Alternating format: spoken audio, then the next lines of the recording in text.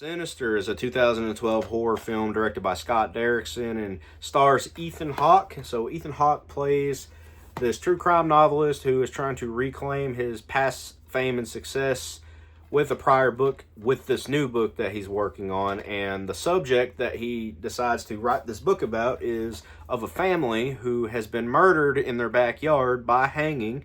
The one child didn't even die. She just straight up went missing and vanished off the face of the earth. He moves his unknowing wife and kids into this home where the murders transpired.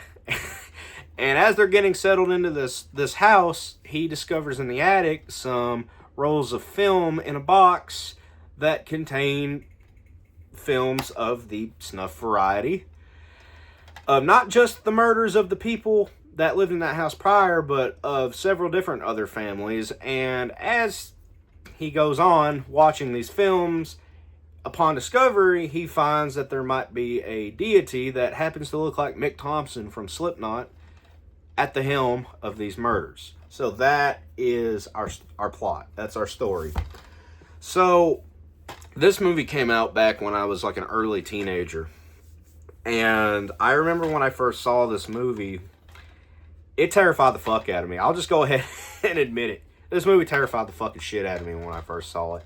I rewatched it again the other night with Annette, and how do I think it holds up to this day? I think that for the most part, it holds up well, and it's as creepy as I remember it being. This is one creepy ass fucking movie. I think with the deity that is of the name Bagul, they could have had something special with Bagul, and then they came and shit all over it with Sinister 2, which that movie was a piece of shit. This one, however, is not. This came out at a time where I feel that everybody was getting tired of shitty horror films, myself included. Everybody was getting sick of these repetitive, redundant tropes. So we wanted something new. We wanted something fresh, and this movie gave us that at the time. And I think this is a good horror film. There are a couple things here and there that I don't like. We'll go ahead and get into it. So we got Ethan Hawke in this movie. We have Juliet Rylance, who plays the wife and the mother, and she does a phenomenal job. We got James Ransone, who recently passed away. We know him from It Chapter 2. He's in this movie. We've got we have Vincent D'Onofrio in this movie very briefly, and I did not like the way his character was handled in this movie, and we'll go ahead and get into it. So, yeah. They move into this home. They find these snuff films. Well, Ethan Hawke finds these snuff films. And weird shit starts going down in this house at the helm of Bagul. So, Ethan Hawke, his character frustrates the fuck out of me. He is a well-written character. He is very self-centered. Extremely self-centered. He really, truly only cares about his fame and his books. There has been several times in this movie where Ethan Hawke should have taken his family and went back to their old house. And that's something I didn't notice the couple times I watched this. They still own that previous house that they lived in. So they can literally pack up and go there anytime. So they bought this house in hopes of selling the old house, and then that would end up having them. I don't understand the logic. Why would you, unless you had the money, which they clearly didn't, because they complain about not being well off financially. So I don't understand why you would buy a home not being able to afford it while still keeping the other house. That doesn't make sense to me why they would do this. I guess in a way it does for his character. It does make sense actually, because he's so obsessed with this topic for his book that he's also so obsessed with obtaining that fame and that wealth again. Yeah, I guess maybe in a way it does make sense why he would jump the gun and buy this house before even putting the other house for sale. I guess in a way it's silly, but in a way for this character it makes sense. The fact that his wife goes along with just everything, like, to me, that's just, she is trying to be a good wife, but she's quite a pushover up until a certain point in this film.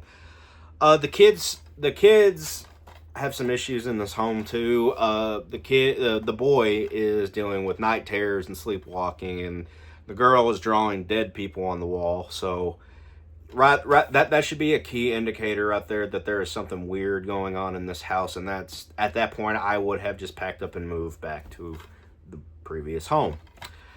Unfortunately, Ellison does not do that.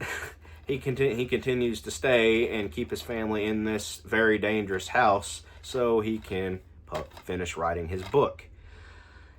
He's not very well liked in this town that he has moved in. Several of the police, and what is the name of the guy that plays the one? Is it Fred Thompson? Fred Thompson plays the I think he's the sheriff in this film.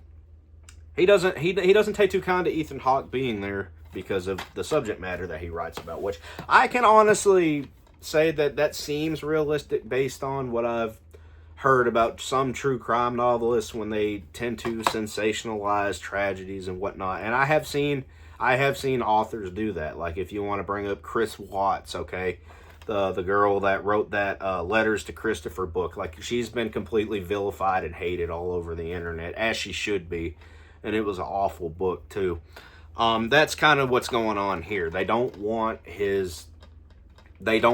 and his status in this town, and frankly, I don't really blame him because Ethan Hawke is so self-centered, and we're led to believe that he likes to sensationalize true crime. Apparently, he used to be a fiction writer, and apparently before that, he used to be a school teacher or a college professor or something. So, like I said, weird stuff starts going on. He starts getting to the bottom of this mystery of what the hell this... He starts seeing this face of Bagul in the videos, in the backgrounds of each murder. Bagul's face appears in the background, and he starts noticing that and taking notes of it. He gets in contact with this... I think he's a professor, the guy that Vincent D'Onofrio plays, which I'll go ahead and get into my problems with. Vincent D'Onofrio's character in this movie, he just kind of shows up. Hey, so what you're dealing here with is a pagan deity, and he likes to eat children. And there's nothing really I can do for you, but have fun with that information.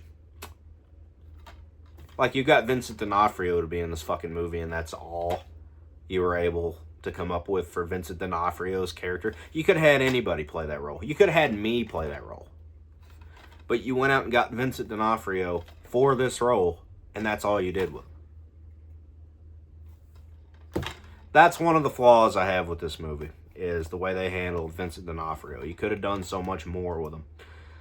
His character kind of reminds me of J.K. Simmons' character in the movie Dark Skies, which I do actually have here. I know that's a hated movie in the horror community. I actually really enjoy that movie, but his character kind of serves the same purposes to kind of give that exposition dump of what this deity is. And I mean, it's explained clearly. Like, I get the point. Bagul, he eats the souls of children.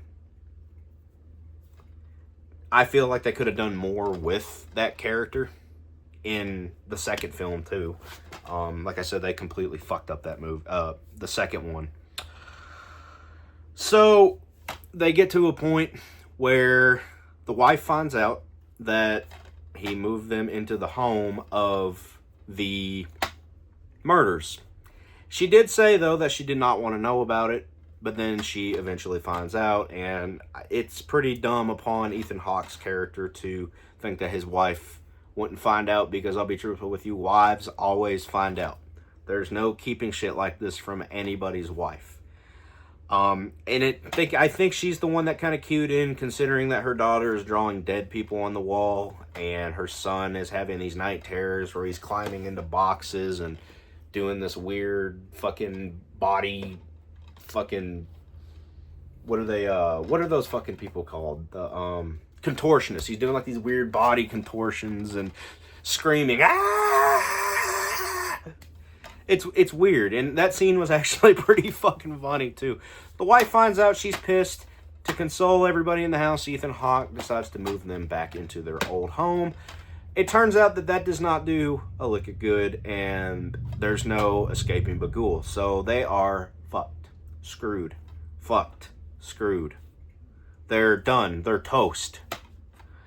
Yeah, and then obviously everybody in the family meets their demise, and the child, the child that the Bagul, to get into some background here on Bagul. So he takes, like, I think it's the youngest child in each of the family, and has them as I don't know what exactly he does with these children, but they just have like this little group where they do these weird scenes with these kids where they're just running in slow motion while Ethan Hawke is moving at normal pace.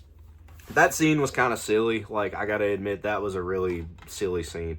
Like I said, I don't really understand what it is Bagul's doing with these children other than they just follow him around everywhere, and it just looked creepy. And, I mean, they succeed at it, but the youngest girl falls victim to that. So, yes, Sinister is, I think, one of the better horror films in the last 15, 20 years. One of the best. I don't think it's the best, but I think it's one of the better films to come out in that 2000, like early 2010s to late 2010, early 2020 era of horror.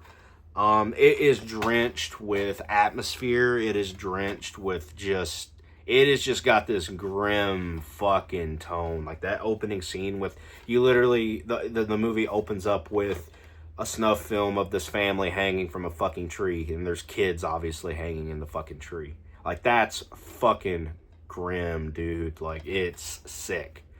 And I think that is the perfect way. That sets the tone of the whole movie. This is a dark, dark, dark film, and I highly recommend it. So, Sinister, I'm gonna give it an 8 out of 10. I had a couple issues with it, but I really enjoyed it. So, I hope you guys liked the video. Make sure to hit that like and subscribe button, and I'm out. Peace.